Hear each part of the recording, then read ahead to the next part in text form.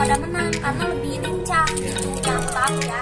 Cuman ya nggak tahu karena kita nggak pas di ring kan ya.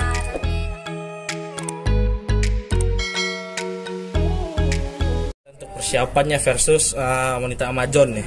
Wanita Amazon. Gimana nih Teh sejauh ini persiapan dari Teteh dulu ya? Sejauh ini seperti apa persiapan boxing ya? Boxing Teteh melawan ya Nikita Mirzani. Ya persiapannya udah 80% lah. Iya. Jadi sekarang tuh lagi apa ya, lagi ngasah lagi kecepatan. Ya, kalau power udah lumayan ya coach. Lumayan, tapi masih bisa kita ini lagi. Upgrade lagi. Setiap hari kita upgrade lagi. Supaya ya nggak kalah lah. Iya. Gitu. Dan nggak malu-maluin di ini ya coach. Betul. Di ring. Sebelumnya Teteh Jenar pernah nggak sih Bang itu tarung secara profesional di ring sebelumnya entah silat kan? Mana ada tarung gue. Nah. Nggak ada. Berarti nggak ada basic berarti ya. Nah, Nggak ada basic. coach sendiri nih tahu Teteh Jenar dimulai benar-benar dari nol. Seperti apa awal mula ngelatih ini bakal susah kah? Apalagi waktunya sangat mepet. Hari pertama itu waktu saya dengar dari istri saya bahwa Dinar mau tandingan, saya bilang saya pengen ketemu dulu, pengen lihat dulu nih keseriusannya seperti apa. Iya. Nah, di saat ketemu, Dinar bilang dia serius dan dia emang siap untuk latihan. Nah di situ saya bilang oke. Karena kan kalau misalnya cuma latihannya cuma sekali atau seminggu sekali, 2 minggu sekali, sama aja bohong. Kita cuma dikasih waktu cuma 1 bulan. Jadi Dan daripada harus itu 4 bulan ya. Minimal tuh harusnya 4 tuh bulan. kayak begini 4 bulan. Jadi supaya saya nggak malu, jadi ya udah kalau dia emang semangat, ya udah ayo kita geber setiap hari. Pokoknya 2 minggu tuh aku ada kepelitek tangan lah, kepelitek leher, jalan sampai gini doang. Tapi aku pas kepelitek tetap latihan ya coach, tetap latihan terus. Nah itu dia semangatnya. Oke, buat Teteh sendiri nih kan, secara postur sendiri, secara logika petarung ini kan misalkan yang satu kelas, yang satu kelas itu misalnya kelas 50, postur itu pasti sama. Iya. Nah ini kan sama Niki sendiri kan, Gedean Niki ya, semuanya gede lah pokoknya ya kan. Ini ada rasa kayak wah, down gitu nggak sih? down gitu karena dari posturnya sendiri nih. Enggak Dari sih. postur aja udah kalah. Enggak sih, karena kan aku lihat nonton boxing juga. Jadi kalau yang kecil yang pendek tuh tidak berarti dia itu suka kalah. Malah yang aku lihat tuh yang pendek-pendek malah pada menang karena lebih lincah gitu yang aku tahu ya. Cuman ya nggak tahu karena kita nggak pas di ring kan. Ya nanti yang nentuin kan semuanya apa yang terjadi nanti di ring. Aku juga nggak tahu siapa yang bakal menang. Yang penting kan sekarang aku usaha aja gitu. Jadi maksud Dinar itu yang kecil-kecil itu menang. Kita ngambil contoh aja Mike Tyson. Mike Tyson itu nggak pernah punya lawan yang sebenarnya sama, selalu yang lebih tinggi. Itu maksudnya. Jadi ya insya Allah. Nah berarti Teteh Jenar sendiri ngerasa udah gesit nih. Udah kayak Wah, lagi ngasah lah, lagi ngasah. menurut kau sendiri, ini penilaian kau sendiri nih gimana? Ya insya Allah dia udah siap karena setiap hari itu prosesnya Dinar itu naik terus, nggak ada yang Progresnya naik terus. nggak ada yang satu lain itu nggak ada, naik terus dia. Jadi ya itu sebenarnya sih sebagai coach sudah melihat bahwa dia Bisa ya berarti ya. Bisa. Nah, Teteh Jenar sendiri nih, ibaratnya kan seorang petarung itu kan haram hukumnya untuk terpancing emosi ketika bertanding khususnya ya kan. Nah, tahu sendiri Niki kayak gimana? Suka mancing emosi. Malah aku kan aku udah disparingin nih. Jadi aku ketika Pernah sparring? udah 4 kali. Siapa 4 yang kali. Aku pertama sama Roy Ricardo, kedua sama Paris yang salam dari Binjai. Terus sama ada cewek 2. Jadi ketika kepukul malah aku pengen ketawa. Jadi anjir kayak aduh kok merasa terpukul gitu. merasa bersalah? Iya tuh dari situ baru kayak mau mukul. Jadi sebenarnya tuh kayak waktu sparring tuh aku sebenarnya bisa mukul duluan paham gitu ya. Cuman aku nungguin dipukul pengen tahu rasanya. Jadi aku pengen tahu rasanya gue dipukul berapa kali. Ada tadi juga 15 kali aku kena pukulan ke muka. Ke hidung aja kan hidung aku tuh operasinya dari dokter. Dipukul berapa kali. Udah sering. Nah, coach sendiri nih, itu kan Aku kan emang challenge sih, pengen challenge aja. coach sendiri kan itu kan yang lebih berpengalaman lah di dunia seperti ini. Tahu sendiri ketika sparring pun atau latihan dan ketika hari H itu kan berbeda itu. Gimana nih ngasih solusi atau lebih ke spiritual nih kan?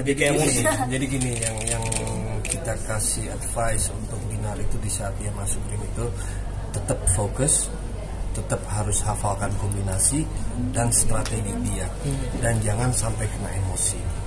Itu yang paling penting. Habis itu Dinar yang akan lakukan menjalani di dalam ring itu seperti apa. Gitu. Kita cuma bisa mengasih advice saja di saat itu. Kekurangannya apa yang bisa di apa namanya? Di attack. Peluang ya, peluang menyerang. Nah, nanti kita dari situ kita baru bisa lihat peluangnya seperti apa.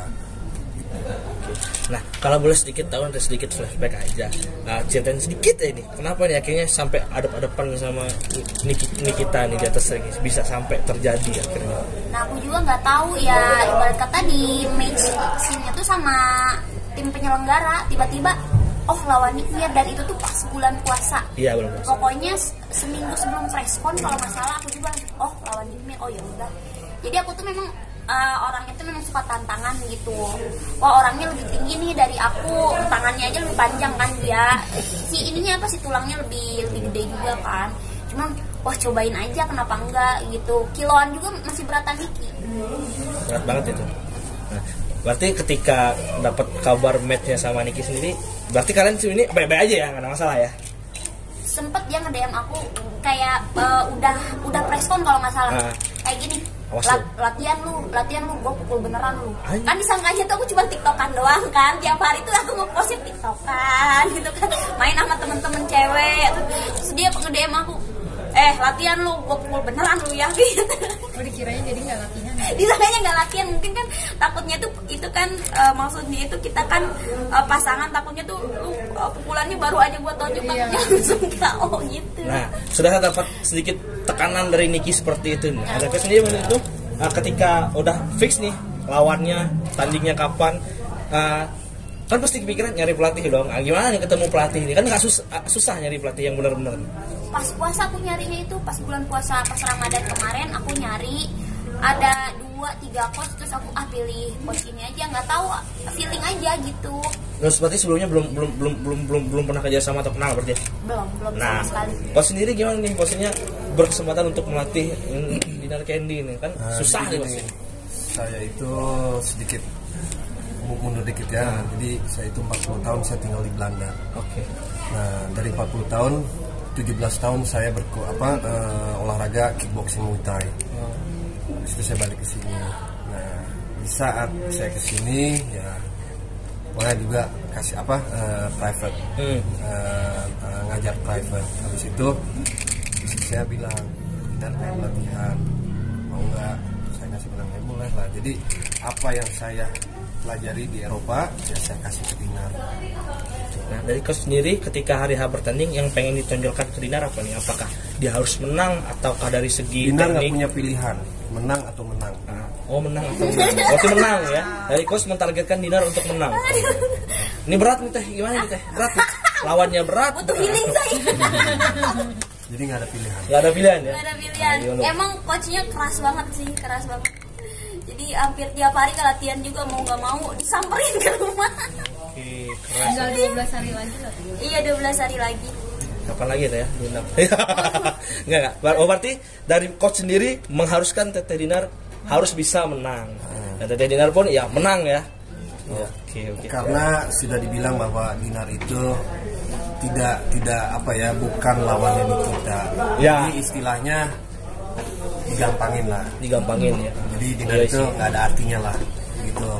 Pas yang preskon kemarin, coach jadi itu sedikit itu mancing emosi lah ya, pelatih sebagai pelatih ya. Itu sekarang setiap hari latihan dan dia tidak punya pilihan lain, harus menang atau menang. Kalau misal nggak ada, oke, nggak ada kalau susah nih. Nah, ini Teteh gimana nih? Udah ditekankan banget nih Teteh. Ini pasti bakal terbit nih. Teteh harus menang nih. Ayo loh. Insya Allah lah. Ya insya Allah. Coach gimana? Ya insya Allah tuh, kalau Allah mengizinkan, sembarangan ya. Ayo guys, ada yang lain? Seputar ini? Jawab. Sedikit. Ketika misalnya terakhir ya mungkin soal ini. Ketika nanti misalnya selesai ini dan akhirnya menang atau tidak, kalau menang ngapain? Kalau kalah ngapain ya? Ayo. Tetap flexing. Enggak, lawan itu tetap untung lah. Tetap karena kan aku memang bawa sponsor sendiri. Tapi kalau kalah kan mengecewakan coach ini. Ya mengecewakan coach sama mengecewakan sponsor kan sih. Kata sponsor udah bayar mahal-mahal lagi sih kita.